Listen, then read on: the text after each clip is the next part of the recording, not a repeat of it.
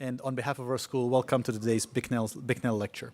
The Bicknell Lecture is one of the premier events in our academic calendar.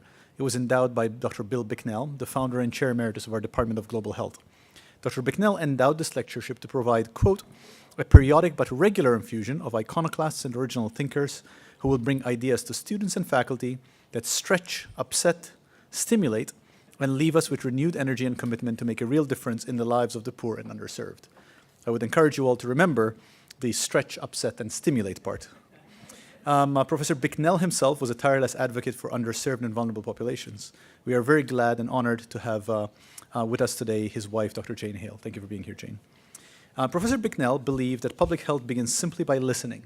In the spirit of his advice, we have organized today as a discussion, a chance to listen, as we tackle an emerging, at times controversial public health issue, the legalization of marijuana.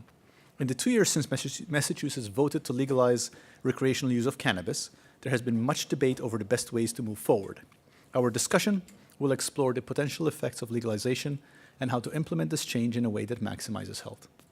I am now very happy to introduce the intellectual architect of today's event, Professor Rich Sates.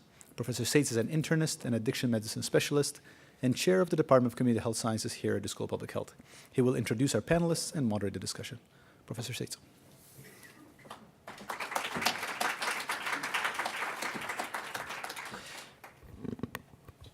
Thank you, Bill Bicknell and Professor Hale. Thank you. And thank you, Dean Galea, and thank you for scheduling this in between and not on the evenings of games 2 and 3. We're tackling a big issue today. There are dozens of aspects of the question, what implications will marijuana legalization have for the state? Our aim in today's discussion is to focus on the global cannabis-relevant public health science grounded in our local Massachusetts reality. But we also realize there's much else that we will not cover today in one session. For example, the Insurance Information Institute said Wednesday that auto insurance rates in Massachusetts and other states where adult use retail sale of cannabis has been legalized will increase about 4 to 6% because of increases in car crashes in states that have legalized cannabis sales. Sales of cannabis in Massachusetts are anticipated to be over $1 billion per year, and opportunities for small business owners, particularly in minority communities previously affected by cannabis-related arrests, but also by addiction, are being considered. Issues around the historical criminalization of an enterprise deeply affecting many minority communities that is now a legal commercial endeavor also bear conversation. And we'll eventually get to those issues. But today, we're focusing on what we know from systematic studies of the potential public health effects of legalization and how regulations may minimize any potential public health risks while making cannabis available for purchase. To address that, we have an excellent panel of speakers. And I'll first introduce our speakers, and then each will speak for about 10 to 12 minutes, followed by clarifying questions, brief. And then, once all have spoken and we've done those clarifying questions, we'll gather as a panel over here for discussion with all of you. But before all of that, 2 more comments from me. First, what substance are we talking about? We titled today's event, So We Legalize Marijuana, and Then What Happens? With the word marijuana, in part because the legal and regulatory language in Massachusetts uses the word marijuana. And I heard Sandro use both marijuana and cannabis, but it really is cannabis. That refers to a plant that's been cited and discussed in medical and scientific journal articles for almost 200 years. Now, it was in the 1930s that Harry Anslinger, who was head of the Federal Bureau of Narcotics, another beleaguered word, said that he adopted the, quote, Mexican terminology, end quote. Marijuana distanced it from cannabis, that was the word that was used in medical journals, and from the legal hemp industry. To give you an idea of his intent, when I say this, his intent, Harry Anslinger, I'll read this quote from him in 1930. There are 100,000 total marijuana smokers in the U.S., and most are Negroes, Hispanics, Filipinos, and entertainers. Their satanic music, jazz and swing, result from marijuana use. This marijuana causes white women to seek sexual relations with Negroes, entertainers, and any others. So while I'd prefer cannabis as a term, therefore, I think we'll still continue to sometimes use marijuana as a term because it's how the public most often refers to it, and it's embedded in regulatory policy, as in, for example, medical marijuana. But also, caught up in any discussion of what substance we're talking about is whether we're talking about a whole plant, its macro components like stems and leaves or seeds, or if we're including any of the specific cannabinoids derived from those plants. It's something different, right, to light a plant on fire and inhale the smoke than it might be to ingest a tablet or lozenge of a specified quantity, of a specific concentration, of a specific cannabinoid.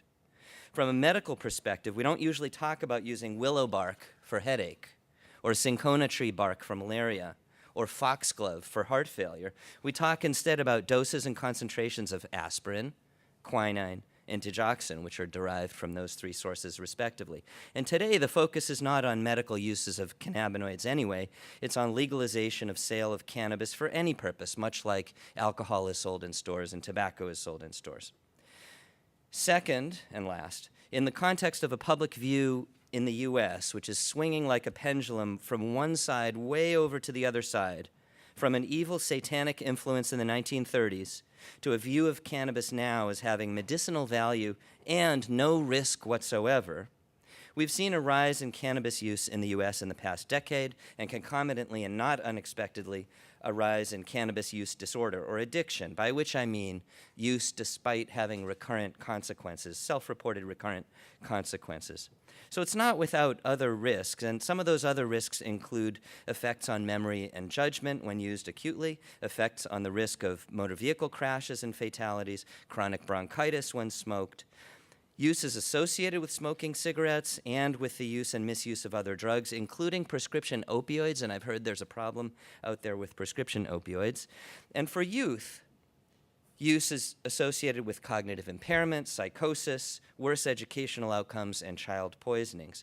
For youth, up to half of those who use daily, and by the way, 40% of those who use cannabis do use it daily, meet criteria for addiction. So given these risks and the pleasurable effects of use sought by many, what does happen now that we've legalized marijuana? So this might sound like the beginning of a joke. A behavioral neuroscientist, an epidemiologist, an entrepreneur, and a policy researcher walk into a school of public health.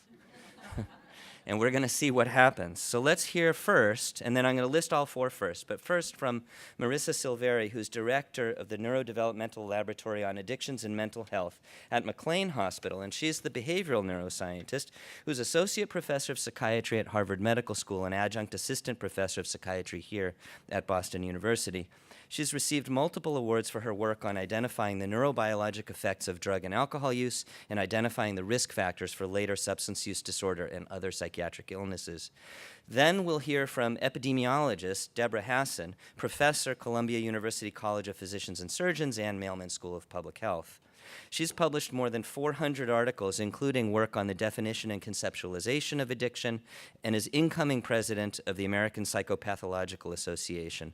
She's on the board of directors of the College on Problems of Drug Dependence, and was a member of the, and this is long, sorry, member of the National Institute on Alcohol Abuse and Alcoholism, National Advisory Council, the DSM-IV Substance Use Disorders Work Group, and the National Institute on Drug Abuse Cannabis Policy Research Work Group.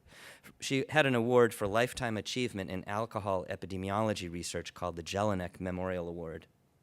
Keith Cooper is Chief Executive Officer of Revolutionary Clinics, and he's a graduate of Harvard Business School and Harvard College and a successful entrepreneur with more than 25 years' experience running venture capital-based technology companies.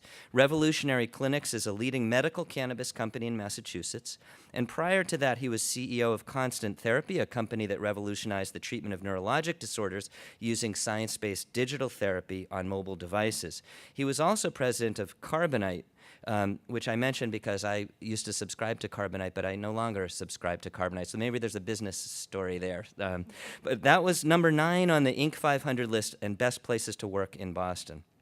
Lastly, we'll hear from Bo Kilmer, who's co-director of the RAND Drug Policy Research Center and a senior policy researcher there. He earned his doctorate at Harvard University. His research lies at the intersection of public health and public safety. Now, in addition to publishing in leading scientific journals and being cited widely in the press, he's co-authored a book on cannabis legalization published by Oxford University Press. He received a National Highway Traffic Safety Administration Public Service Award for his leadership and innovation in the areas of alcohol and drug-impaired driving program and policy research. So, with all that as introduction, let's welcome Marissa Silveri. Dr. Silveri?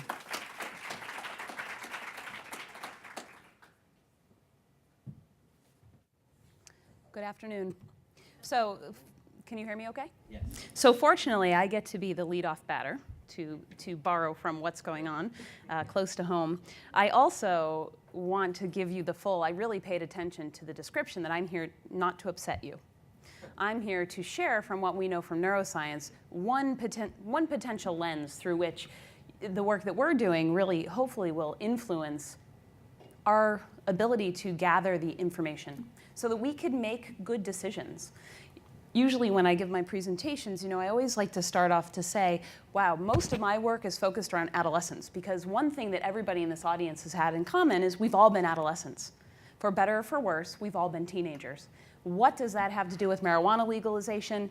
One of the things that you should know in neuroscience research these days, if you do a search for adolescence and brain, this has been such a burgeoning area. There is an explosion of people who want to do imaging to understand how the brain develops. Again, what does that have to do with recreational approval or use in Massachusetts or otherwise? That has something to do with the fact that not only has there been a big drive in understanding how the brain works, there's also been a big drive in understanding adolescent psychiatric illness. So in terms of onset of symptoms, we know that during being a teenager, this is a great time. We usually like to say, this is like skydiving. It's exhilaration. It's a wonderful time to be a teen.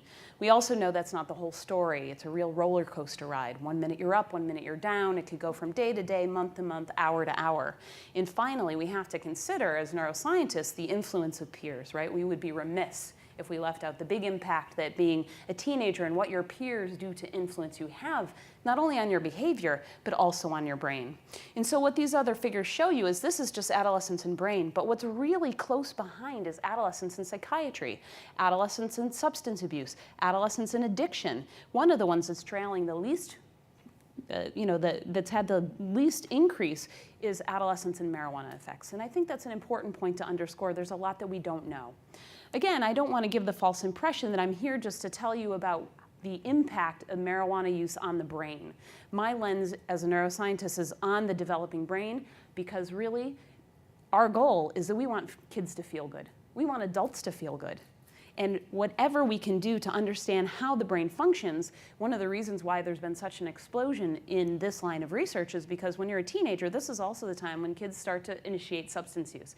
They're novelty seekers, they're risk takers. And part of that really overlaps with the fact that they start to use alcohol, marijuana, other drugs of abuse, so on and so forth. We also know that this is the same time that overlaps with really the onset of anxiety and depression, and sometimes all of them combined. And so what has been partially responsible for this is really the fact that we have non-invasive imaging tools, not only for the adult brain, but to understand kids' brains as well, to have a real live picture or window into the brain and how it works.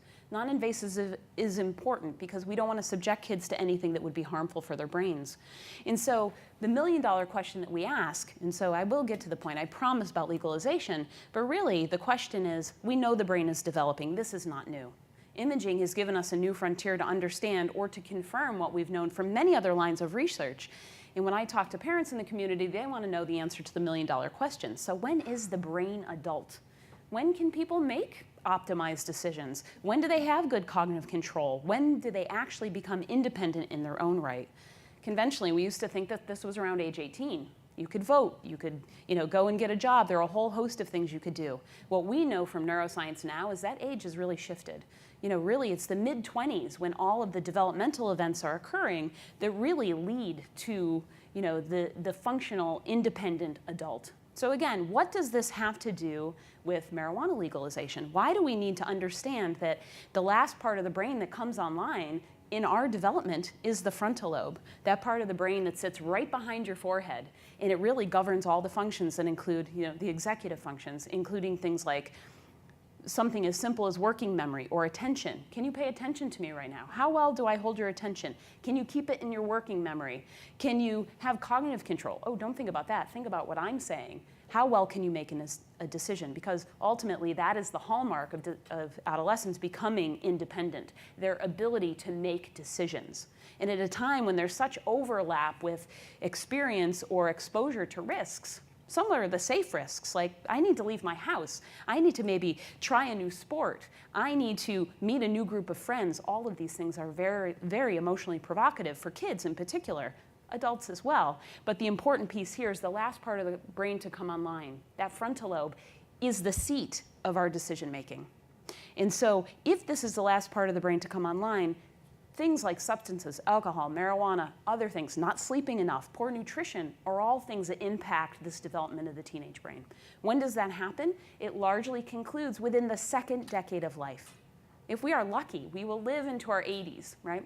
And so if we think about the fact that the most crucial developmental changes occur only in your second decade of life, we really need to focus on the fact that, wow, this is a period of life that needs protecting. So again, how does this relate to marijuana legalization? Well, two important things you need to know is that during adolescence, the most significant thing that happens is that you develop really good cognitive control. What this picture really shows you is that as you get older, your frontal lobe is more efficient. It helps you to hold back wrong answers and instead give something that might be more difficult to have for a behavior, but that's what ultimately leads to good decision making. We also know that there are changes in chemicals, your actual chemistry of the brain. So there are functional changes of the brain. So things that include, your frontal lobe activating more efficiently. There are changes in neurochemistry. So for example, the inhibitory neurotransmitter GABA. I promise nobody else will probably talk about these heavy neuroscience terms after me, so bear with me, I'm almost done. But the idea is that there are things that we can probe in the adolescent brain non-invasively. Guess what? We can also probe these in the adult brain. We can probe these in the geriatric brain. And the idea here is, here you are in Boston, Massachusetts, one of the hotbeds of medical intervention. If you want to live into your 8th, 9th, 10th decades of your life, guess what? We have a lot of interventions for things like I need a new kidney, I need a new knee, a new shoulder, I can do something to my cornea, I can have a new valve of my heart. One place we have not made any progress, significant progress, is how do you keep the mind young? How do you protect the brain from mental illness? How do you protect the brain from risks? Part of this is education. We're learning this through these types of neuroscientist studies. And guess what? In certain conditions such as depression, we know that brain levels of this particular neurochemical are low. In marijuana use, we know that brain levels of this neurochemical are low. We know that marijuana impairs the ability to have good cognitive control. I'm not here to be anti-anything. I'm here to be your neuroscientist interpreter to let you know what some of the science is saying.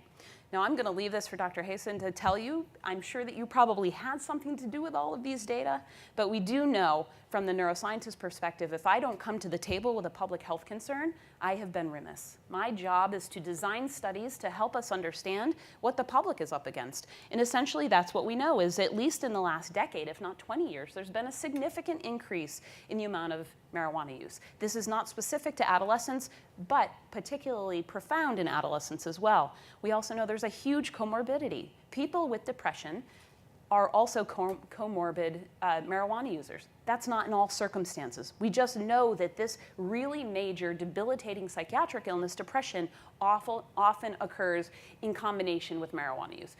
Am I saying that one causes the other or vice versa? No, I am not. They are related, and we want to be fully, give the full disclosure that we're not saying one causes the other. But the fact that they kind of run together is an important thing to keep track of. We also know that the way youth in particular perceive how risky marijuana use is also dramatically lower.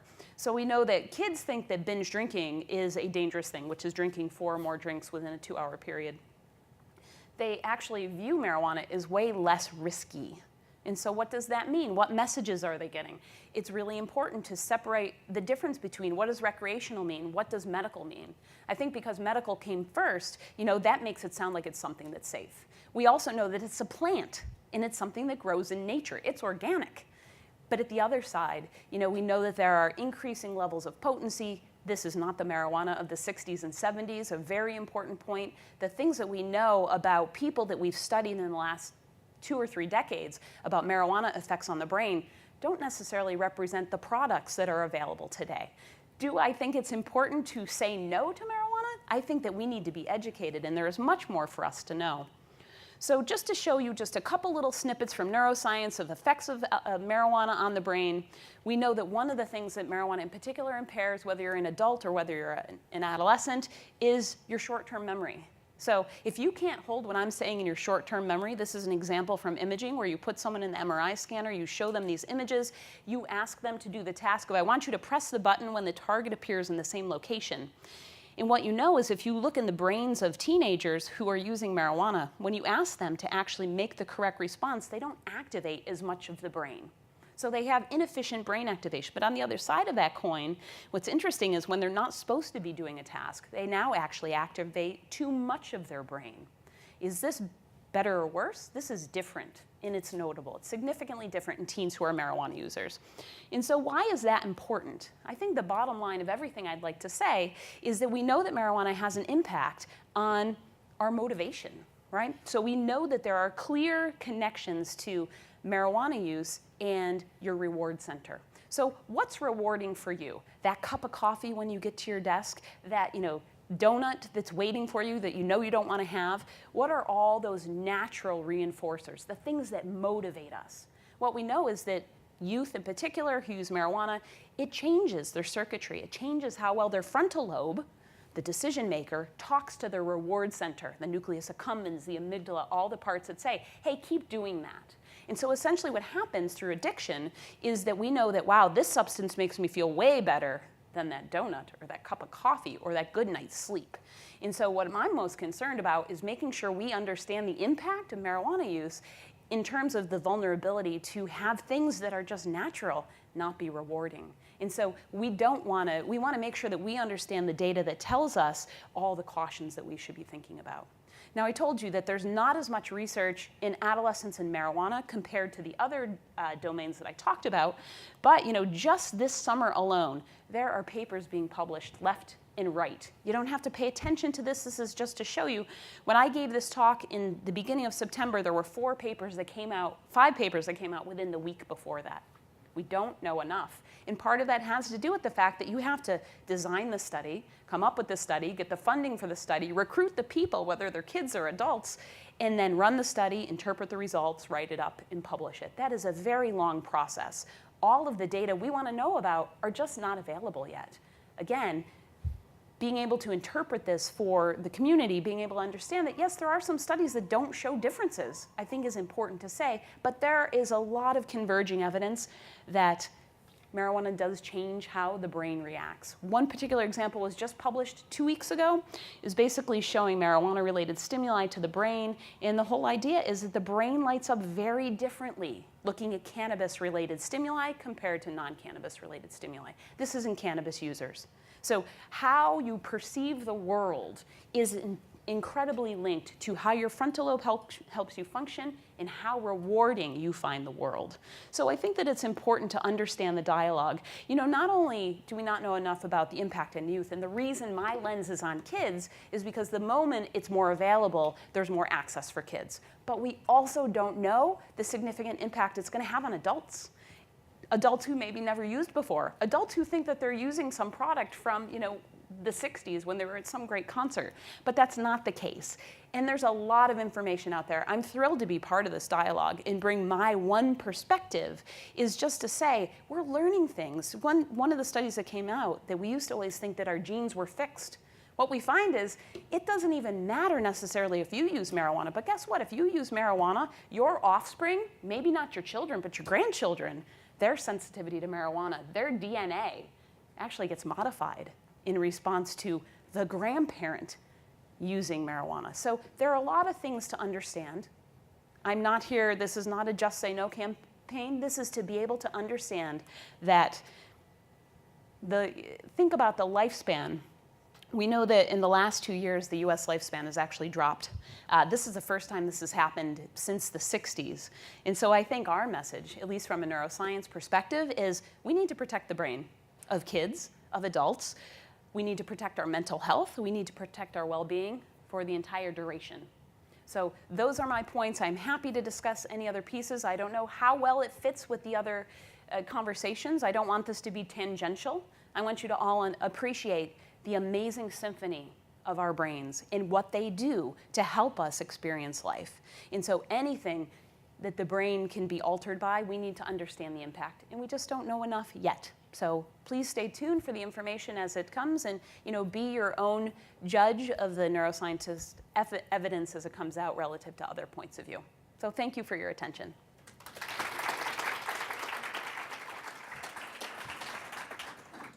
Clarifying questions as Professor Hassan is coming up. So anything need to be clarified before we go on to the next?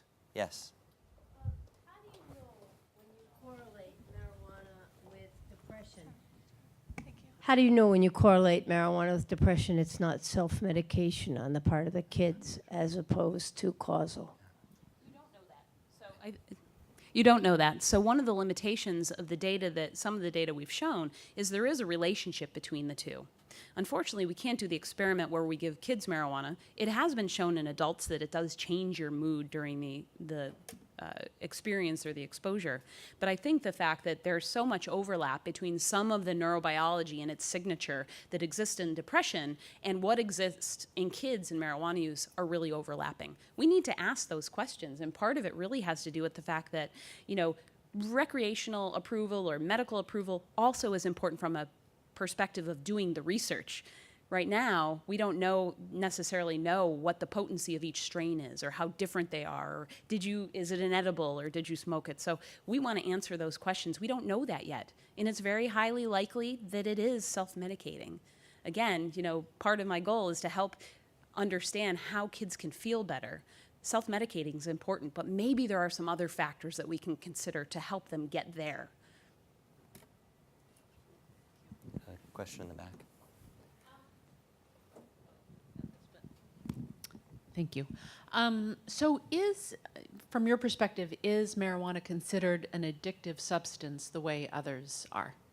So Dr. Sates could speak better to this, and Dr. Hassan also could probably comment on this.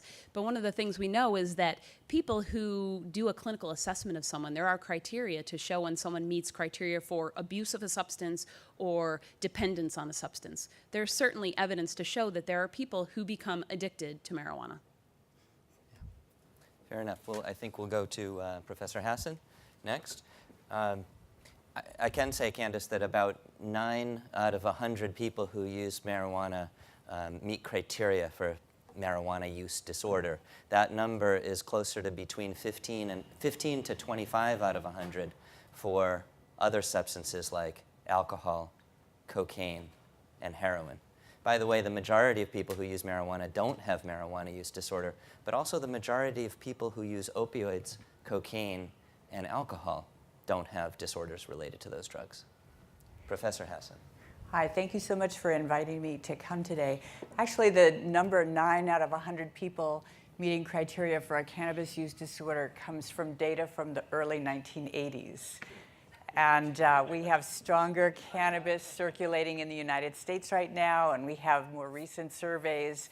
And so the numbers of people who use different substances and develop substance use disorders actually has increased for all the substances, and it's up to around 30% right now. So there's many, many people that can use cannabis safely without obvious harms, but the risk for a cannabis use disorder, which can include a cannabis withdrawal syndrome, is higher than it once was and higher than the way people think about it. So I am an epidemiologist. Dr. Galea, when he was chair of epidemiology at Columbia, when I met him, had a sort of mantra for how the epidemiology department should be characterized, which is addressing all the health problems from a sort of cells to society standpoint. And I think that this grouping of people together actually puts that into operation. And so we're going to go from a talk that talks about cells in the brain to the large social knowledge about marijuana. So, you know, the question about, so we legalize and then what happens, it's a really complicated question, and doing research on it is a complicated issue. There's so many questions that need to be addressed. The question assumes that all marijuana legalization laws are the same, and they're certainly not. So, and it also assumes that we have enough data at this point to be able to say if we legalize for recreational purposes, what's going to happen. And we don't really have enough data to be able to say that with anything near certainty yet either. So most of what I'll be talking about are time trends in adolescents and adults, which at this point are really diverging in quite an interesting way. And then I'll be talking about trends, studies that have looked at the relationship between people who, you know, having risk for cannabis use and cannabis use disorder in people that live in states with medical marijuana laws compared to people that live in states without those laws. So we've had medical marijuana laws since 1996, when California passed its first law. And so over, you know, this course of more than 2 decades, we've had a fair amount of time to accumulate data on what the effects of these medical marijuana laws have been.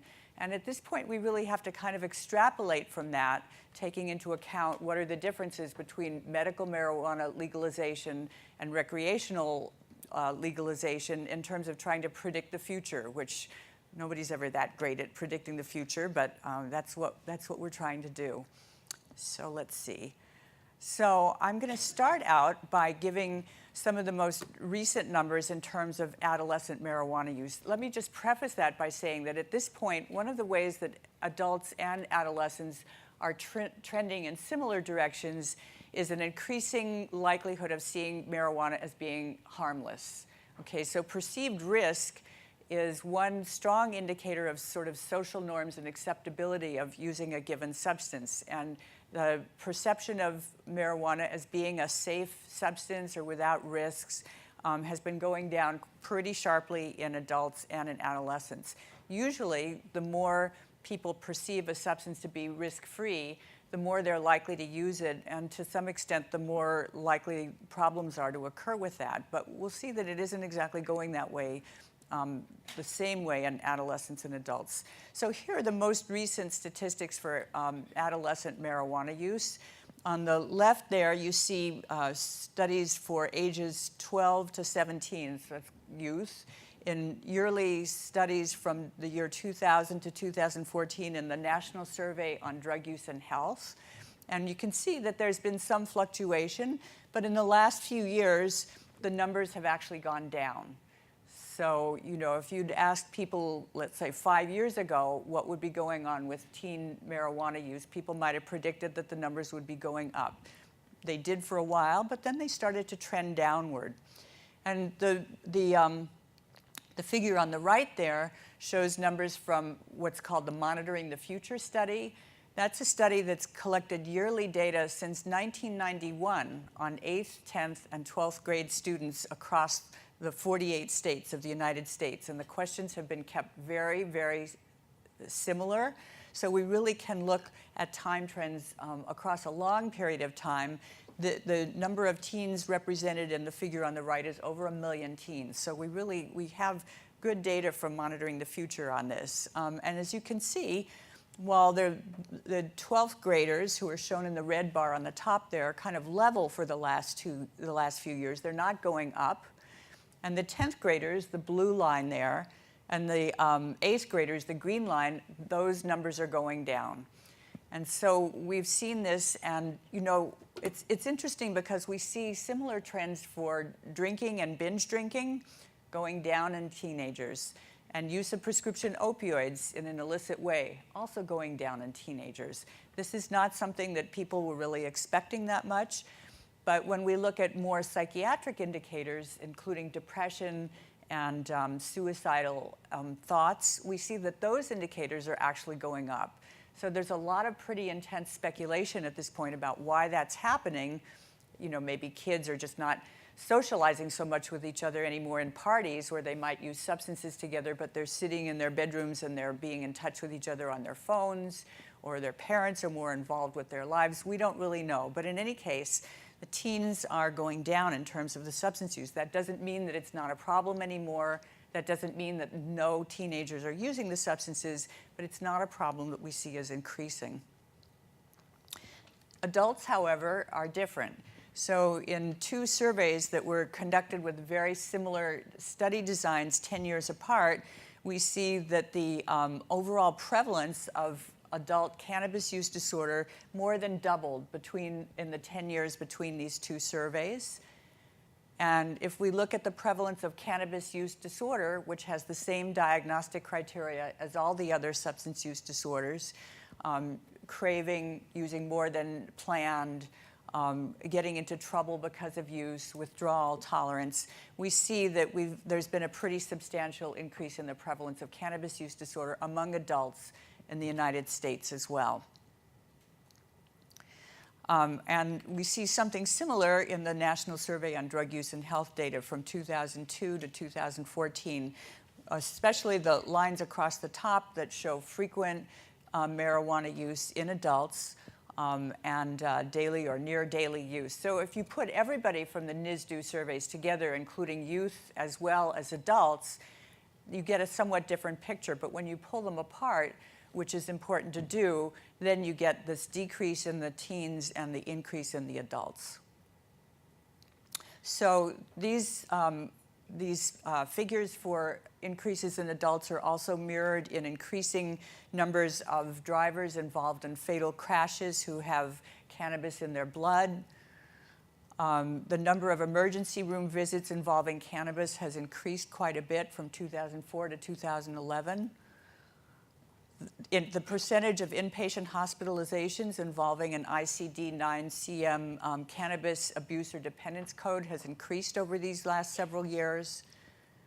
And in the Veterans Administration, from 2002 to 2009, there was about a 60% increase in the prevalence of cannabis use disorders. And in some unpublished work that I did with some VA investigators, we looked at the years from 2010 to 2015, and we showed another 50% increase overall in cannabis use disorders. So in the Veterans Administration patients, the prevalence of cannabis use disorder about doubled during this period of time. So that's what's going on in general in the country. And overall, during that time, there have been a lot of states that have passed medical marijuana laws, and a few states, about 9 states, I guess, at this point, that have passed recreational laws. I joke when I show this map because practically every time I give a talk, I have to update it. Either a ballot initiative has been passed in a new state, or state legislators have updated a law to include things that weren't included. And so when we look over time at the proportion of the US population that's in states that have medical marijuana laws and recreational laws, if you look all the way back to the beginning of the 90s, you see that nobody was living in states with these laws. At the beginning of the aughts, as people call them now, about 20% of Americans lived in states that had medical marijuana laws, and none had yet passed recreational. In 2012, about a third of Americans lived in states with medical laws, and because Washington and Colorado passed recreational laws in those years, a small proportion of Americans were living in these states. Just because a state passes a law doesn't mean it's implemented it yet, but passing the law can potentially send a message about acceptability for a given substance. And most recently, about 2/3 of Americans live in states that have medical marijuana laws, and with California entering the picture recently, about 20% of Americans live in states that have recreational marijuana laws. So what's been the impact of those laws on adults and on adolescents?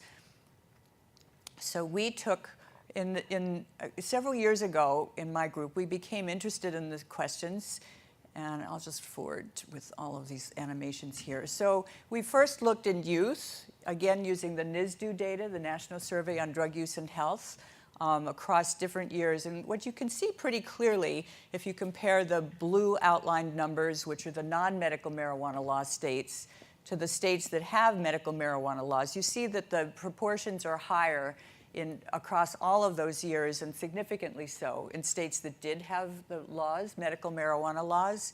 And we see something pretty similar for adults also. So compared to the non-medical marijuana law states, the states that did have those laws had higher prevalence of adult use and adult cannabis use disorder.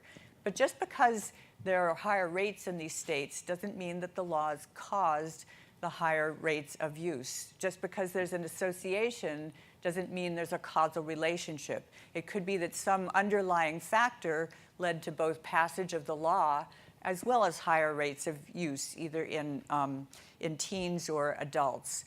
And so to try to sort that out, you need to do a sort of before and after picture, looking before and after passage of a law and compare the prevalences before and after. And then you need to compare that to what was going on in states that didn't change their laws during that time to see if there's a significant difference. So we did that first in teenagers using monitoring the future data. And this is what we found, funded by the National Institute on Drug Abuse to do the study. So we found that before the laws were passed in the states that did pass the laws, you see that all grades averaged together had a prevalence of about 16.3% of teens that were using marijuana. And after the law was passed in those states, about 15.5 were using. So 15.5 is not a bigger number than 16.3. And that's no evidence that there was an increase after the law was passed. And in fact, when we parsed the different grades out separately, we also didn't see any evidence for increases after the laws were passed. People had a lot of questions about the study, lots of challenges. People had expected us to get something different. But we did a lot of sensitivity analyses, and this is what we got. I was pretty surprised by the reaction to this study. I never expected Rolling Stone magazine to be so interested in my research, but they were. So then what happened is there was still ongoing questions, but NIDA had funded other studies as well as ours on this issue. And so what we did is we put all of the studies together that had been published up to 2017, and we did what's called a meta-analysis. So it enables you to look over a much larger number of people to see if you get an effect that way that you might not find in an individual study. And when we put all of those together, still there was no influence of the medical marijuana laws to increase the teenagers' use. Now, that doesn't mean it might not change in the future, and that's limited to medical marijuana laws. We don't really know what's going to happen with recreational laws, but this is what we got for medical laws. Then we turned to looking at adults. So there was one very good study, again using NSDUH data, looking from 2004 to 2012. This figure showed the vertical line in the middle is sort of the point zero of when a medical marijuana law was passed.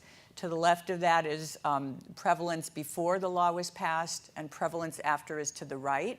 What you can see is prevalence was pretty steady before the law was passed. If it started increasing prior to passage of the law, that would sort of invalidate the idea that the laws caused the increase. But immediately after passage of the laws, there was a significant increase, and that was maintained over 3 years out after passage of the law. The study also found, if they put in time lags, that medical marijuana laws were responsible for some increase in DSM-IV cannabis use disorder in adults. So my colleague Sylvia Martins at Columbia did a study with the NSDUH data also, adding a year and looking in different age groups. So she didn't find any influence of medical marijuana laws in the kids, or actually even in young adults where you'd think there might be some influence. It was only in adults that were 26 and over that she found that the medical marijuana laws had an effect. And when she broke that out by age groups, she found that that applied across all the different age groups. I had been used to having data all the way back to 1991 from the Monitoring the Future study that we did for the teens, and I was interested in looking at this for adults too. I'm getting quite short of time, so I'm going to skip a lot of the details about the survey. But briefly, what we did is we looked across a series of surveys that were conducted in adults, and if medical marijuana laws were having no effect, what we would expect to see there is parallel lines. And instead, what we see, the red bar represents kind of the control group of states, the states that didn't change their laws during this time. And the gray line on the top represents the states that did. And you can see that the lines are not parallel. And in fact, the increases in adult rates of cannabis use were significant across these years in the adults. And we had something really pretty similar going on for cannabis use disorders also. There's a lot more we did with it, but there's not time to show that in this brief talk. But where does that leave us in terms of recreational marijuana laws? There's some very, very compelling reasons to pass these laws. They can reduce the chances of unfair race-based arrests that really leave people scarred for life in terms of opportunities for jobs and other things. Passing the recreational laws generates tax revenues. People are generally pretty happy about that.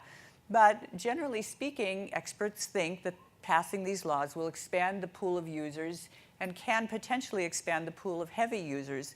And these are the people that are most likely to run into problems with the cannabis.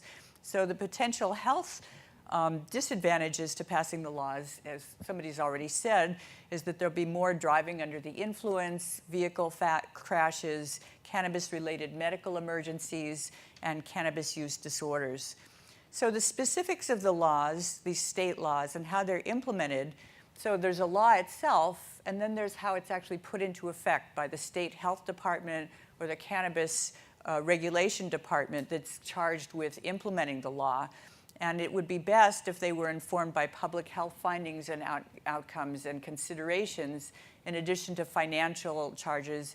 And it's always a kind of push-pull between public health interests, social interests, and financial interests. And I think the best way to move forward is to try to keep an active dialogue going on between people in these different state roles, legislating and in state departments, and researchers that are able to show finally what goes on when these laws are passed. There's much less data on recreational laws and their effects because it's just been far fewer years since the states passed them and implemented them. But we're starting now, since 2012, to accumulate enough years that people will be able to start looking at this. And once the studies start to be done, then we'll have a clearer idea and we can stop speculating and we can start really knowing what's happening. Thank you. I think we'll hold. We're just going to go to the next speaker just so that we're sure that we have enough time at the end for discussion. So next is Keith Cooper, who is our entrepreneur. Thanks.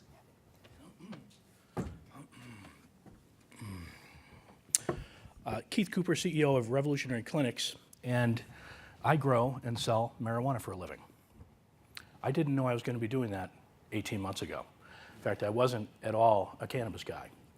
As the moderator said, I had run 6 or 7 companies over the last 25 years, all of them high-tech, online backup, the internet, web analytics, data extraction from the web.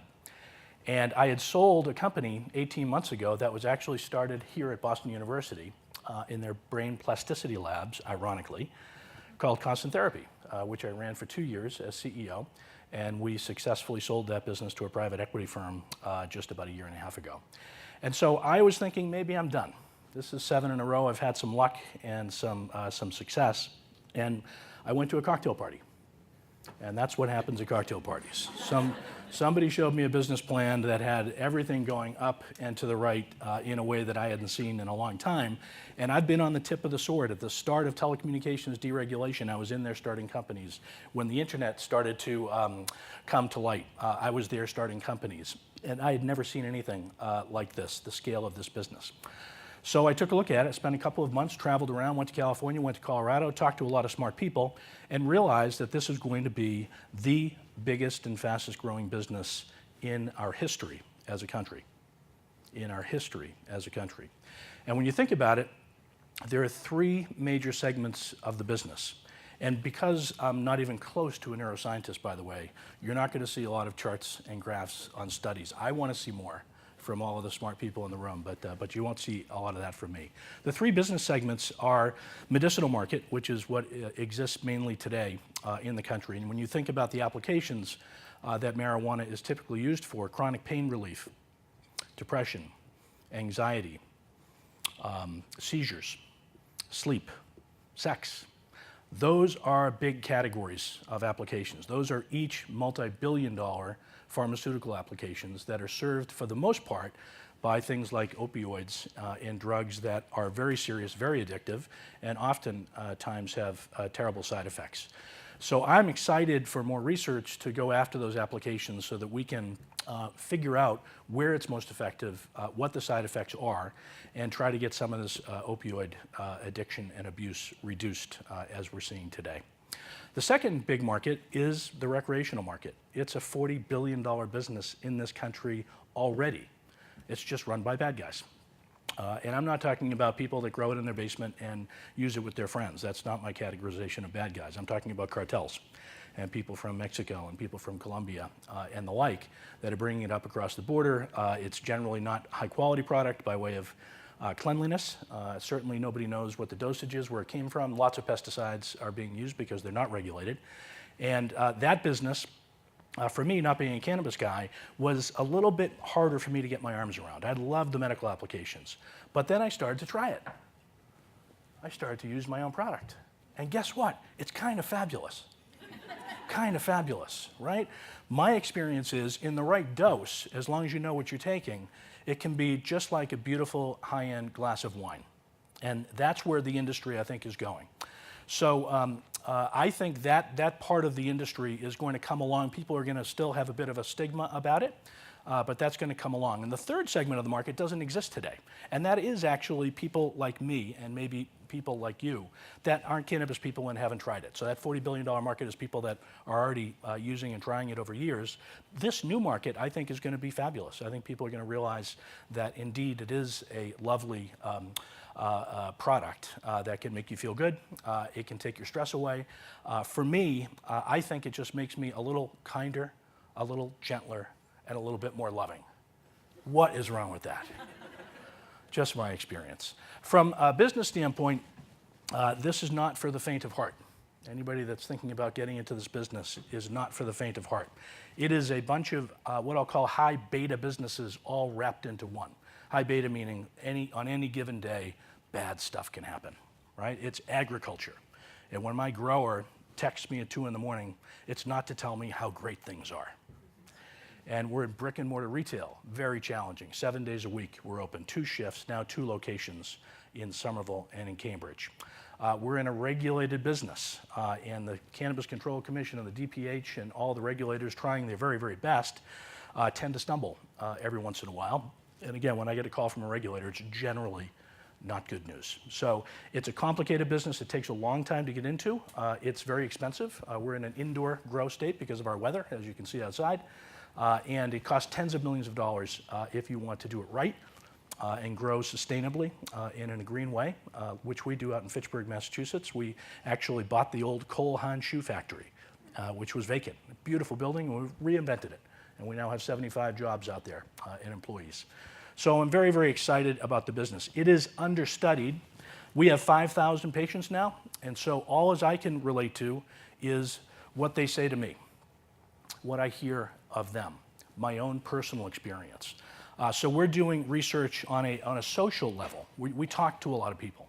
And one of the things I want to do, because I want to get to this conversation, which will be more fun, is to show you a video of 4 of our patients to give you their perspective on why cannabis is important for them. Because at the end of the day, that's the data that I have. Please.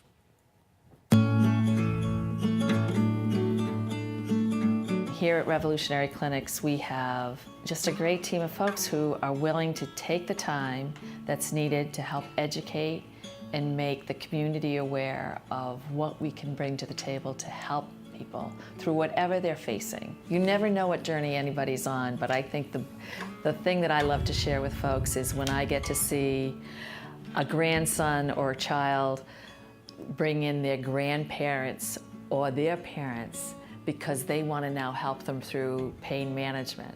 The thing is people are starting to realize what it's done for them, and now people want to help break through that stigma, and they want to get the word out. It's the only way sometimes that people can get up and face the world, and it's not a bad thing. How hasn't cannabis changed my life? I use marijuana to treat brain injury, muscle spasms, severe PTSD, fibromyalgia, pain. I was one of those people who was bought into the stigma of marijuana is bad, it's a gateway drug, it will addict you because that's what marijuana does. And I thought, no, that's what prescriptions do, because they give me the one prescription and then it makes me nauseous, and so you get another prescription, and then that makes you have a headache, so you get another prescription, and then you're dizzy, and there's a prescription for that too. I really saw the other prescription drugs as more a gateway to have to take more prescriptions. I mean, I'm no longer using anything crappy because I am smoking marijuana, and medical marijuana too. I'm prescribed some heavy ibuprofen thing that's no good for your liver. I probably could get like opiates, but I've seen a lot of friends lose their lives to that. I have been sober for 15 years, since it's been legalized. I have felt a weight off of my shoulders because I only talked about it with certain people at school to see if they would be, if they understood, just to feel people out how they were feeling about it being legalized. 75% of the reaction from teachers was, how do you do it? I'm tired of taking pills for my back. And they were whispering. Then I would tell them about my story. All these things that I now know are false, because here I am, not addicted, not an addict of any kind, and it has not ruined my life in any way. The prescription for marijuana has me waking up from a full night's sleep, refreshed, and ready to go. The opioids and the Xanax and the anxiety meds, the Razapine, all the stuff I'm not taking now because of this. And now I'm a firm believer for life, and I just want other people to know, don't believe the hype.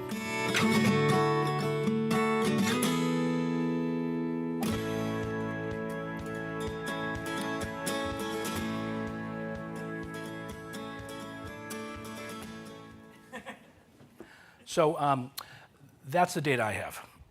And we serve those people every single day. And I will tell you, it's a marvelous experience. I'm very proud of what I do. Thank you. Thank you.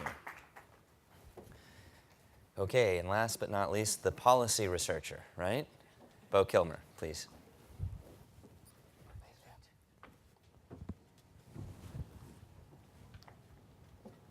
All right, well, good afternoon. I'm really happy to be here. My name is Bo Kilmer, and I co-direct the Drug Policy Research Center at the RAND Corporation, where we work on a variety of issues related to substance use and drug policy. I want to make it very clear right off the bat that we don't have an official position on cannabis policy. We're just trying to do the research and analysis to help inform those who are making decisions about this. And so for the next 10 minutes or so, I want to talk about some of the design issues. Dr. Hassan mentioned this earlier, but it really is complex when you begin thinking about this. Legalization isn't just a simple binary decision. There are a lot of decisions that you're going to make that are going to have important implications for public health, public safety, and social equity. So the insights I'm going to be talking about are based on a number of collaborations, led to different books and articles, as well as reports, but it's also based on my experiences working with jurisdictions that have either been thinking about cannabis legalization or have actually implemented it. So I spent a fair amount of time in Washington State, and I just was in New York State with their commission, and for the past couple of years, I've been doing work with the folks up in Canada, helping them think through these issues and helping them understand what they can and cannot learn from what's happening here in the United States, as well as in Uruguay.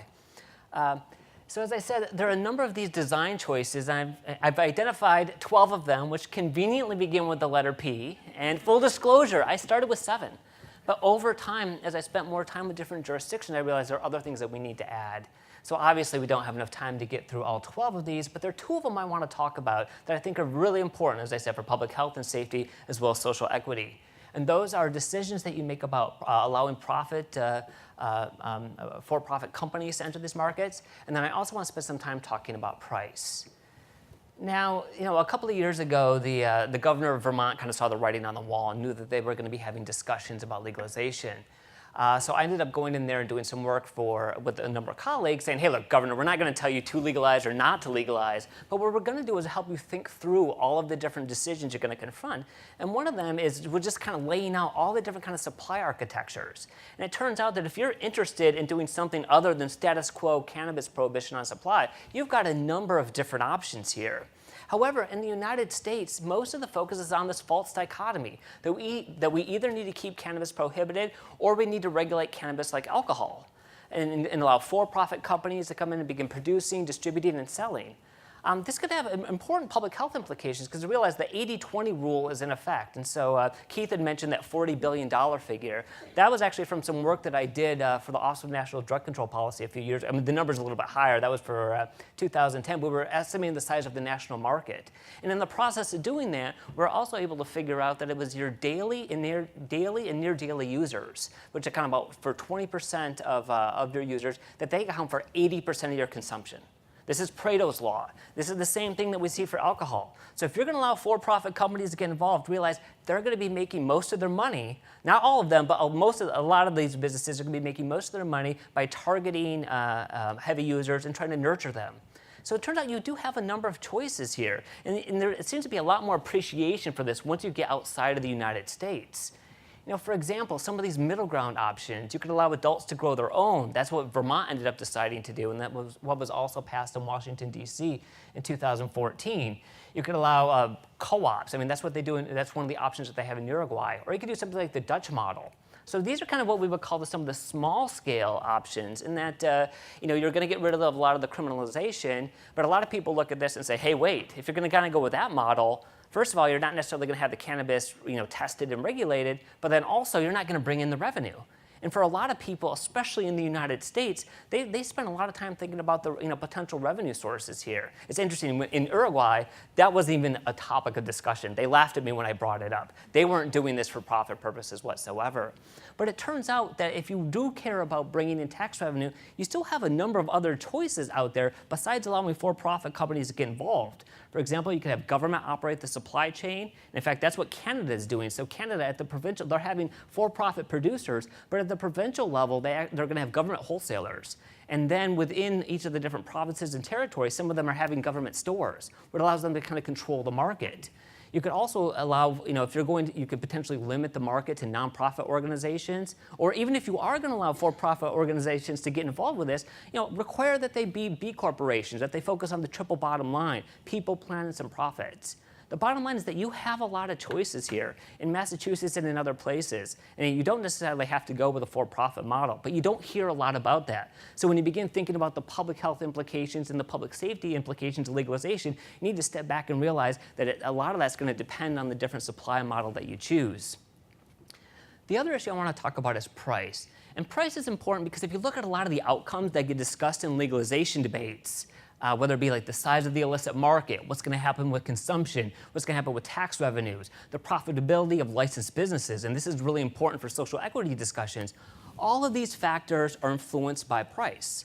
And I was telling Keith earlier that when we first started doing work on this in 2009, 2010, when they were having these discussions about legalization in Canada, and what we did is we began trying to project what would in California, and project what would happen.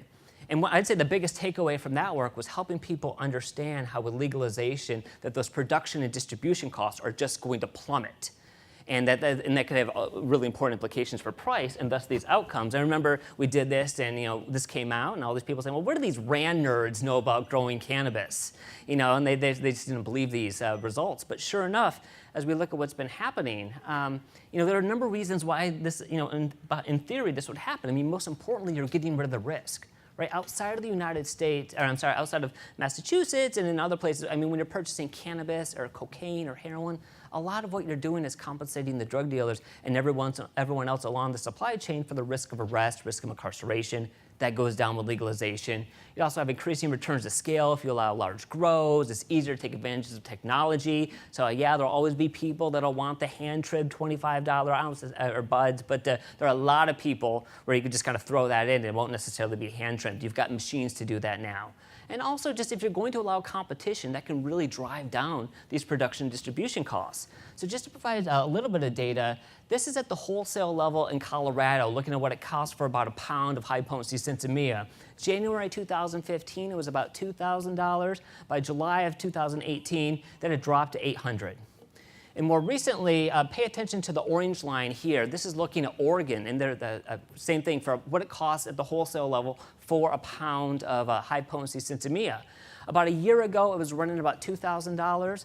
As of September of this year, it was down to $600, and that was before the big harvest. So you're seeing the prices just kind of plummet at the wholesale level. But if we look at the retail level, you're seeing it go down by not as much. And so we're doing work for the state of Washington now where we've gone from having very little data to now we have information on every single transaction that's happened in the state. So for researchers, it's fantastic.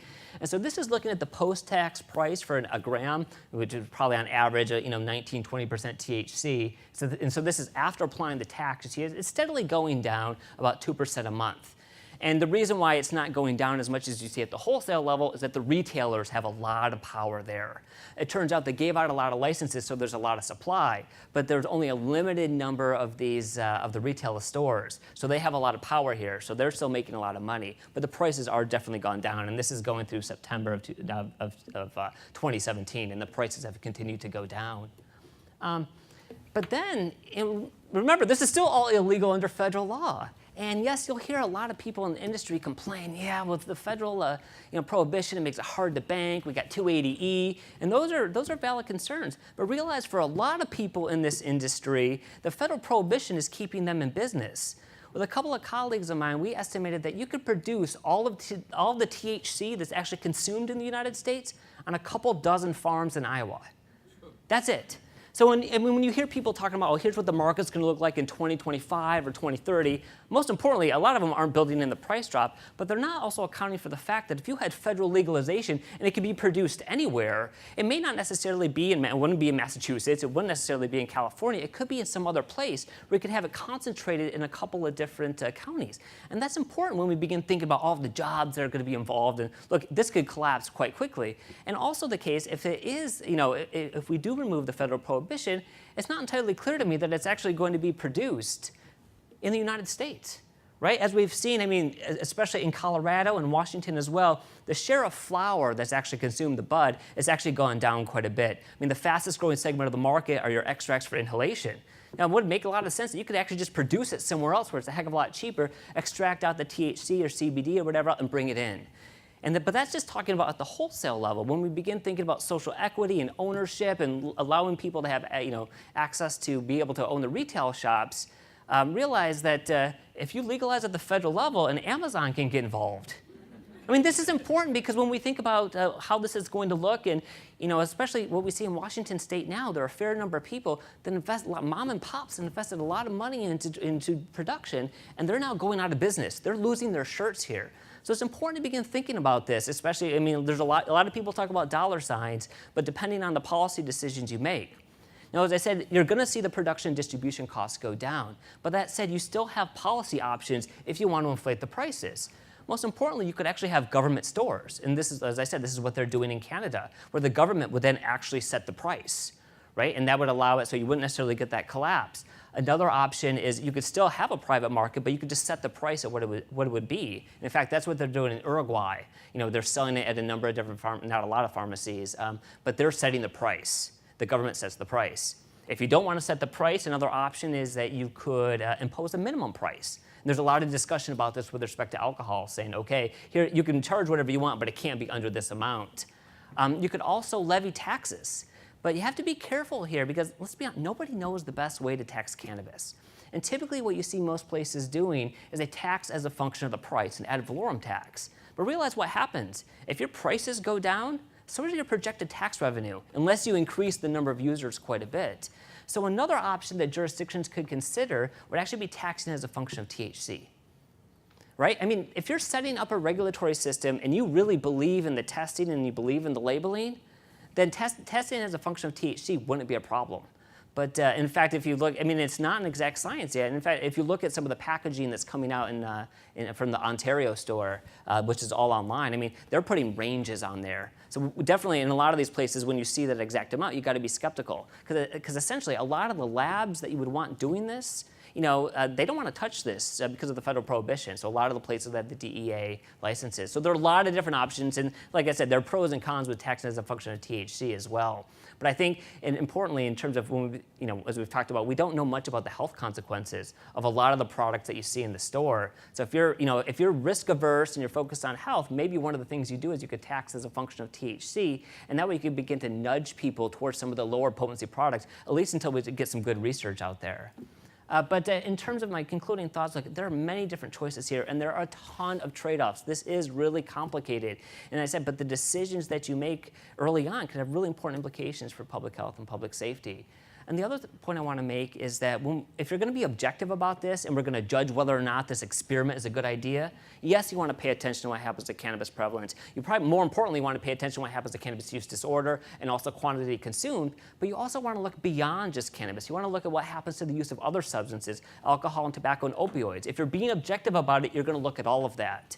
And the final point I want to make is that reasonable people can disagree about cannabis policy. And just to give you an anecdote about this, I showed you a book I worked on a couple of years ago with 3 other co-authors. It was kind of a frequently asked question book about cannabis. Where does THC? What do they do in the Netherlands? So all 4 of us kind of worked on the first 15 chapters together, kind of, hey, being clear about, hey, here's what the science says, here's what the science doesn't say.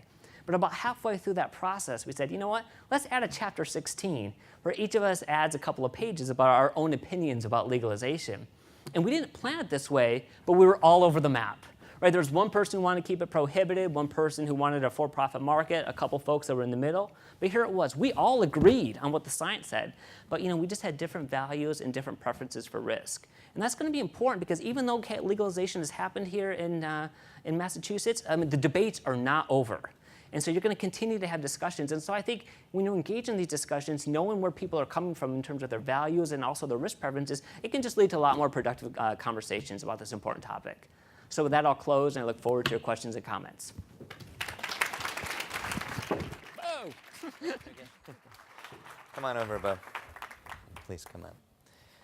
So let's bring the panelists up here, and let's get to your questions right away. You want us in order of it can be in any order, yeah. I think we're all friends. Yeah. Very good, thank you. Questions?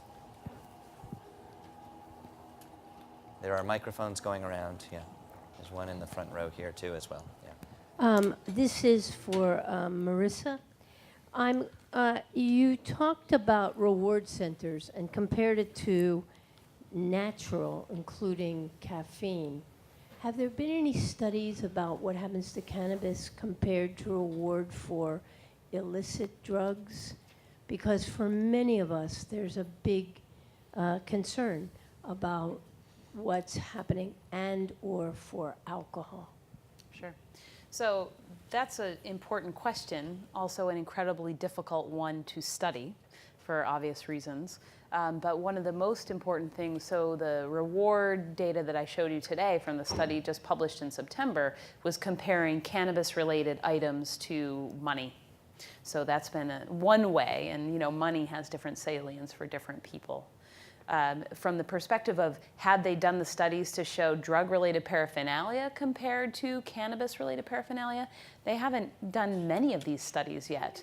It certainly opens a whole host, but then there are certainly some ethical questions around, is it a good idea to show these types of stimuli to people who might be users or heavy users, so on and so forth.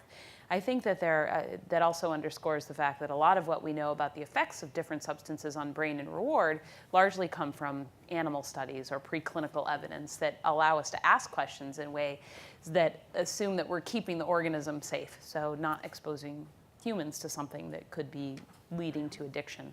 So I think my short answer is there's not been a lot done, period. The the last study that I showed you just came out in September, and that was the first study of its kind publishing data to look at cannabis-related cues in youth who use.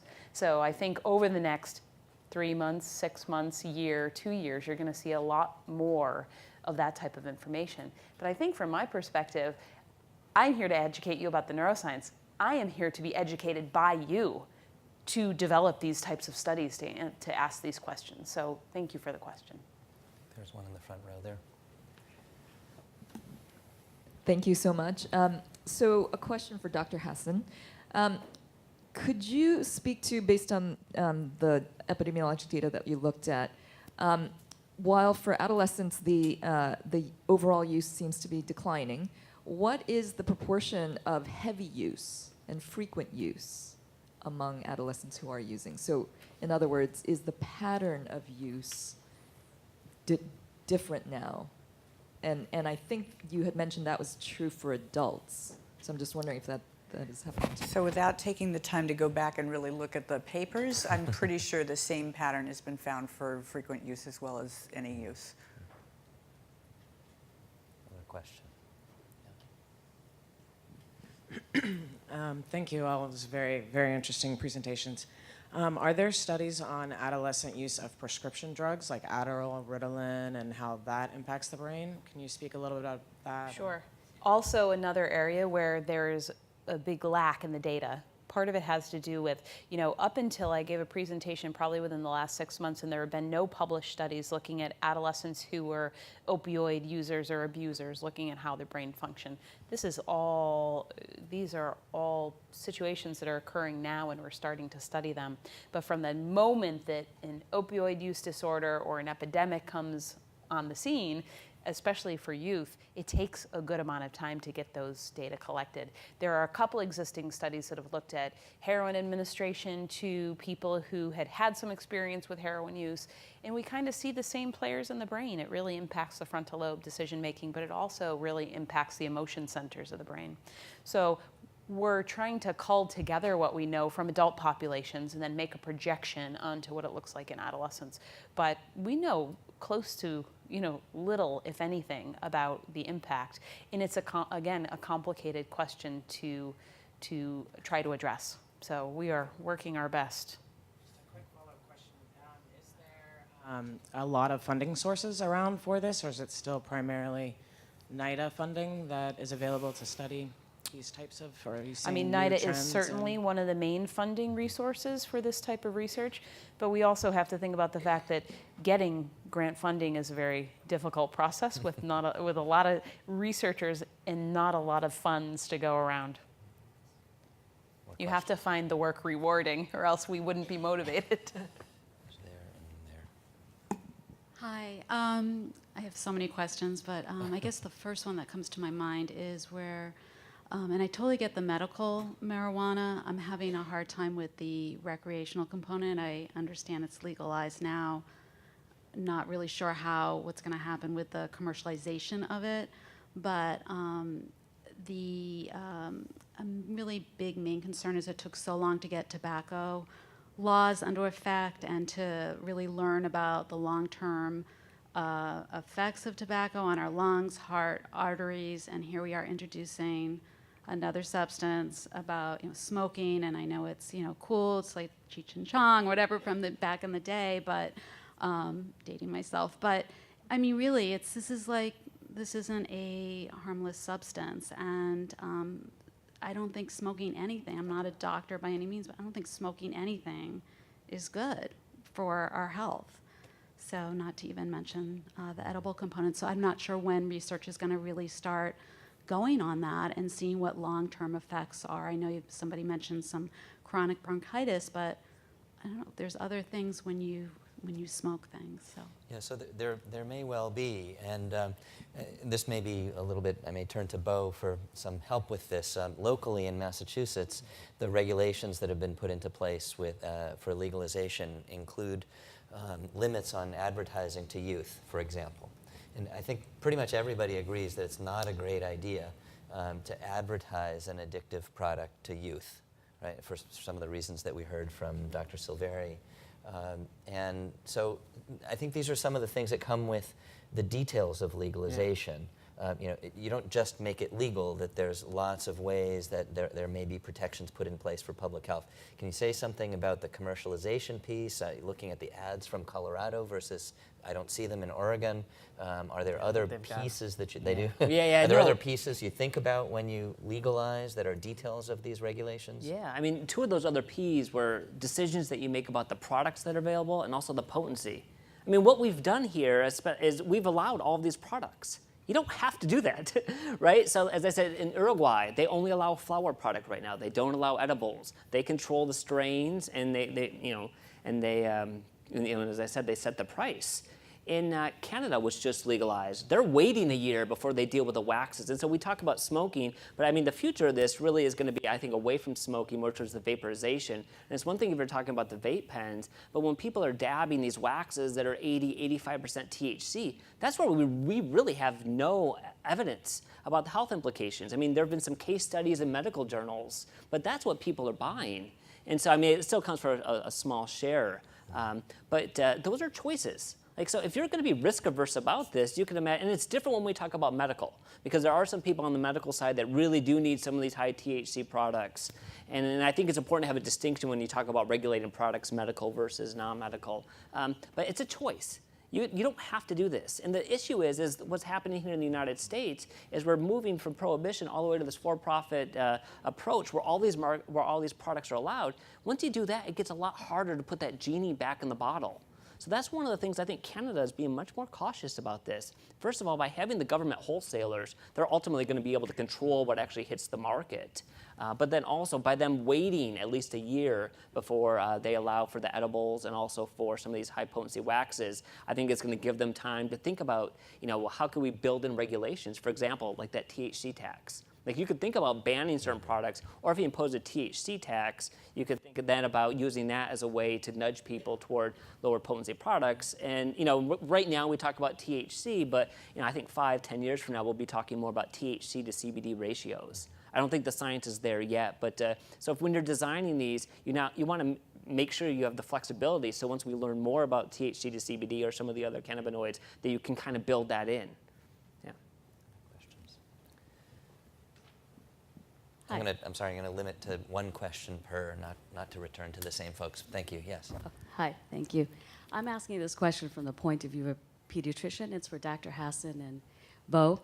I was really interested in your slides where you showed that in teenagers, even after medical marijuana was available, the frequency or the use actually stayed the same or went down.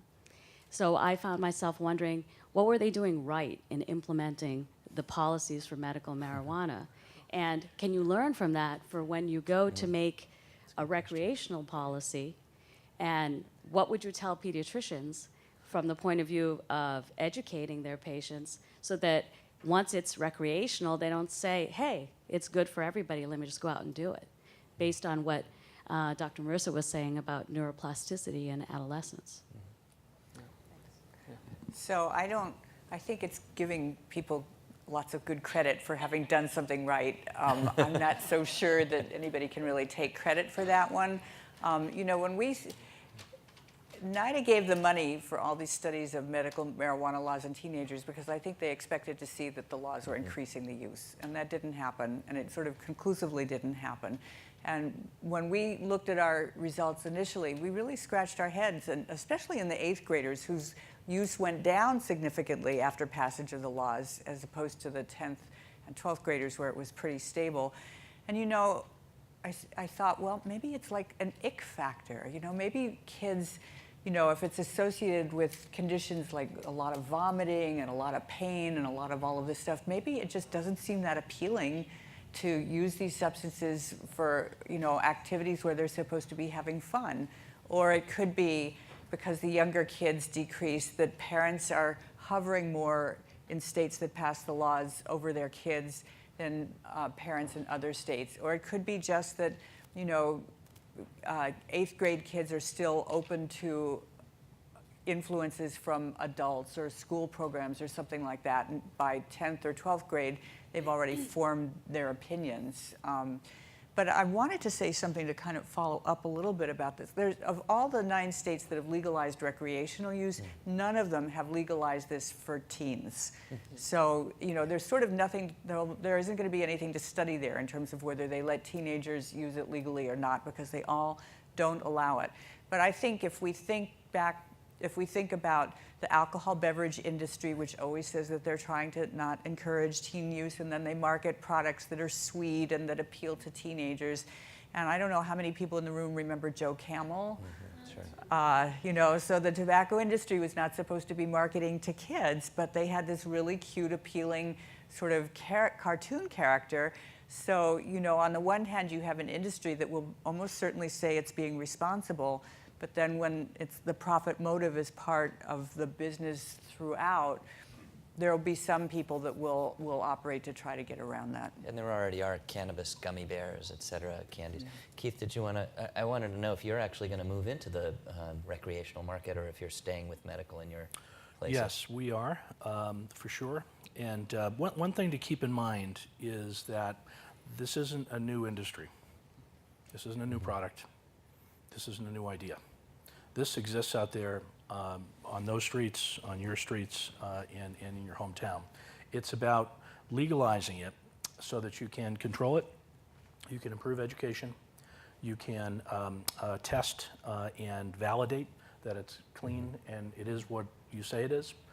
Dosing is terrifically important in this industry, I think, and this is the first time that people that are going to use the product anyway understand what they're going to get, and so that they don't get in as much trouble. And again, the tax revenue that it generates certainly is very helpful. Colorado has over $1 billion in tax revenue now annually, I believe. And Massachusetts will be the same. Used appropriately, that's a great benefit, which today goes, again, to what I'll call the bad guys.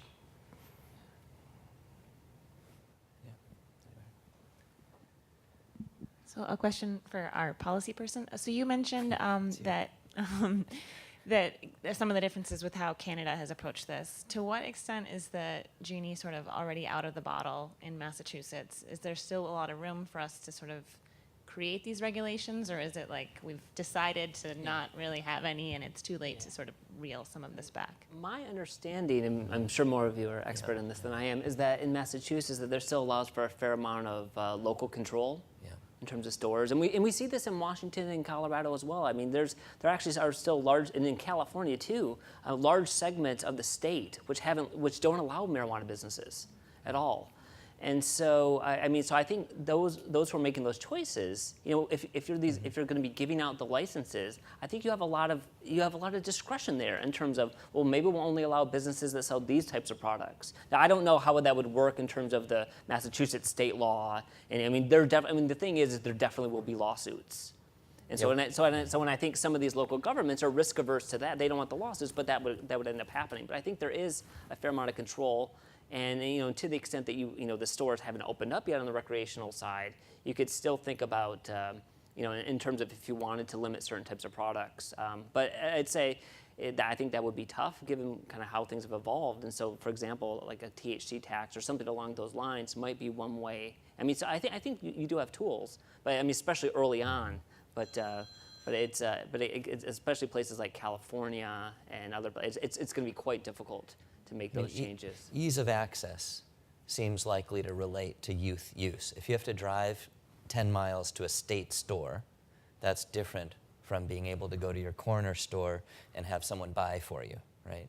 And so, and in Massachusetts, as Bo said, in Massachusetts, local control is happening. That is, individual cities and towns are able to vote to not allow any retail sales in their municipality. And Keith may know how many municipalities are doing that in Massachusetts.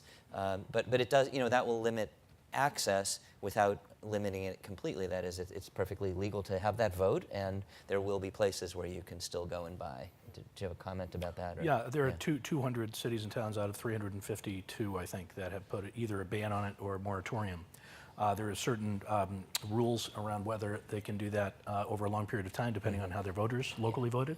If their voters locally voted for 51% or higher, for legalization, they have to go through a whole nother process and have a revote in order to stop the stores from opening. You can limit the number of stores. There's some formula relative to the number of liquor stores for each town and city, which seemed pretty logical to me. It's heavily regulated. Heavily regulated. Who gets into the store, security protocols, everything is taped and monitored. Again, the testing is rigorous. It's one of the biggest expenses of the business, frankly, is testing, which I think is fabulous, so we know exactly what's out there. I'm not so concerned about the potency question, Bo, only because, I mean, I can go out today to the liquor store and buy grain alcohol and do a couple of shots and get terribly drunk. But I don't, you know, I like my wine and a beer, right? Yeah. So I think there'll certainly be pockets of people that do that and do too much. But again, it's already out there. It's already being done. I think cleaning it up, giving the community's share of that pie that's already out there and regulating it in that way is the right thing to do. And as Keith, the point that Keith is making, there is a lot of regulation in Massachusetts. It's not just legalization with no regulation. In fact, that's why I don't think there are any open yet. Or the two we're going to open, it's going to happen soon. Yeah. But the commission has taken quite a bit of time, even after the regulations, to make sure that these places are meeting the regulations. I could just add, yeah, go ahead. What Keith said. No, I mean, when we talk about the potency issue, you also have to talk about this issue of titration, right? Where someone may have smoked a whole joint when it was 5% THC. If it's 15%, are they only smoking a third of it? It turns out there is very little research on titration. I mean, I found one study in the UK, one in the Netherlands. So this is an area where we need to learn a lot, because I think there will be some people that will know how to use some of these high potency products. But you begin thinking about in terms of advertising and promoting some of this stuff, and the fact that we really don't know much about the health consequences, whether they be the benefits or the risks. I think that's important. Well, it also turns out that youth may seek more potent products and not be rational about it, or be more risk-taking about it, and that could have consequences. And if they're edibles that are high potency, that have delayed effects, people may not be that familiar with it, especially if they're doing this for the first time, or if they're youth. As an example, one of the regulations is that no edible can be more than 5 milligrams in strength. Yeah. That's small. It's a glass of wine, if you will, for most of us. I do think an important thing to add into this discussion too, as it kind of was coming up, is that, you know, if we think about alcohol, you think about the first time that a teenager uses alcohol, you think that they're going to be stumbling down intoxicated. But what we actually know from science is that you give an adult and an adolescent the same amount of alcohol based on their body weight, teenagers are actually significantly less impaired. They don't slur their speech, they don't feel tired. You know, you kind of get older and you say, oh, I can't drink like I used to. That's a real phenomenon, that as you get older, you get more sensitive to the pieces of alcohol that give you the feedback that you've had enough. However, on the other side of the coin, teens are actually way more vulnerable to the impact of alcohol on learning and memory.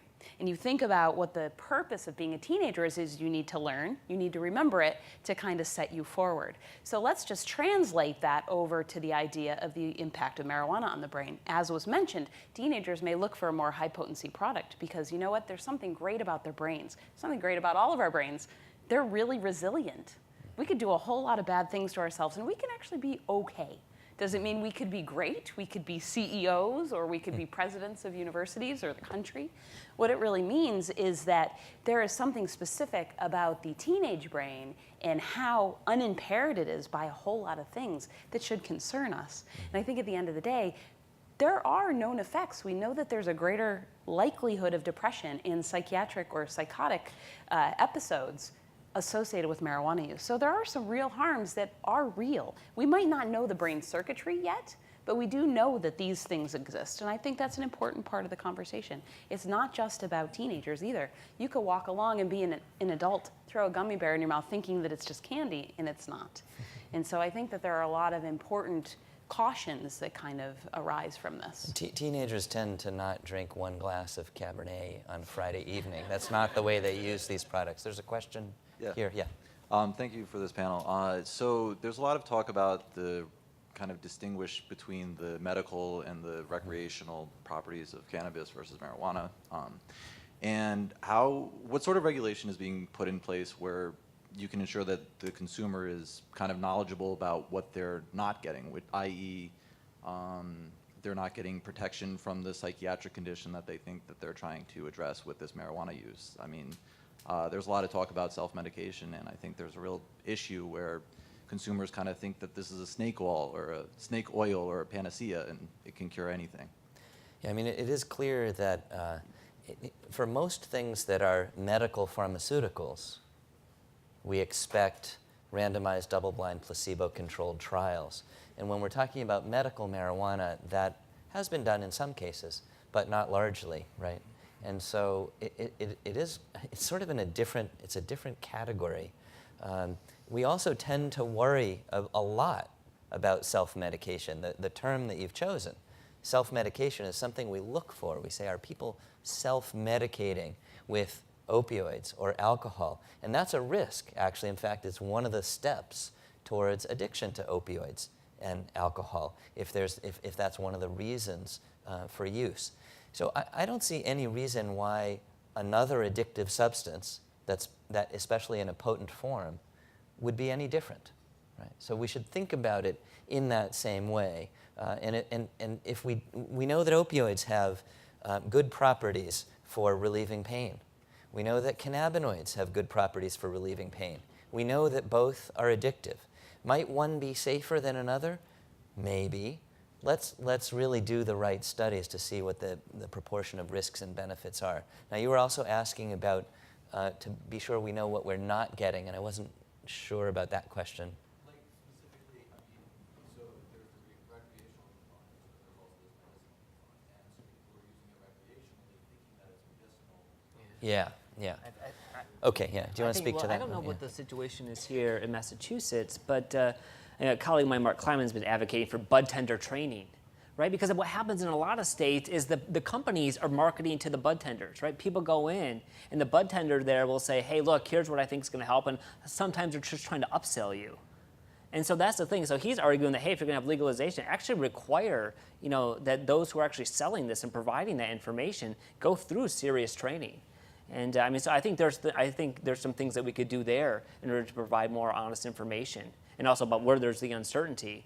And also, I mean, especially when you start talking about different THC to CBD ratios. It is fascinating, though, that we have alcohol that's marketed for recreational purposes and not for medicinal purposes at all, right? We have opioids that are marketed for medicinal purposes, and I suppose in an illegal market they're marketed for recreational purposes, but not in a legal market. This is an unusual situation to be in, where you can even go into the same store, as I understand you'll be able to do, where there's medical on one side and recreational on the other. And again, the medical is not the same as that store is not called CVS, right? It's really quite interesting. Who has a mic? Or was that the last one, Meredith? Or you tell me. Thank you.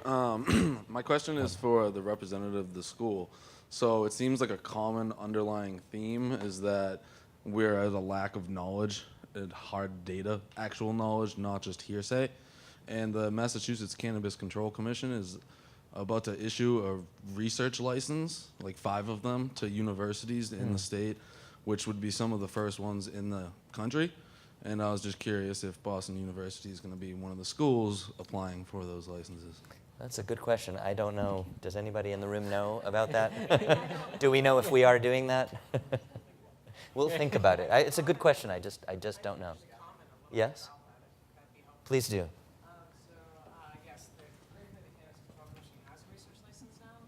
My company particularly has been advocating for the last 2 years for that to happen. So now, first time in history, there is that license category that will allow these types of studies to happen. Hopefully, the state will also allocate tax funding, and so there's also resources around that. So there's 5 applications that have been submitted, and I do know that there's a working group that's setting up to establish IRB, protocol reviews, and human subject reviews. So I would encourage any academic university, including BU, to apply and collaborate with industry and with others. There are some other research studies going on here, so and other groups. So. Yeah, and I wouldn't take it too far that we don't know there's so much. There is a lot that we don't know, but there has been a lot of study done as well. I mean, there actually are many randomized trials, for example, in the medicinal cannabis space, both of cannabis leaf as well as of cannabinoids. There's even FDA-approved products of cannabinoids that you can take, certain numbers of milligrams and doses that have been tested for safety and efficacy. So there actually has been quite a bit done on the medicinal side. On the recreational side, there's a lot that has been done in terms of survey research, and there's a lot of treatment. There have been treatment trials as well, and risk studies. So it's not like nothing has been done, but certainly a lot more has been done. And the big restriction that people often talk about is the ability to study cannabis as medicine, although I raise questions about that because, again, we don't usually study the bark of a tree or the leaf of a product as the main treatment. We usually purify and measure it and then test, and there have been such studies, but certainly not enough of that in that vein. I'm looking to, I think this is where we're going to cut it short. Thank you all very much for your participation, and I hope this has been a helpful session. Thanks to all of you.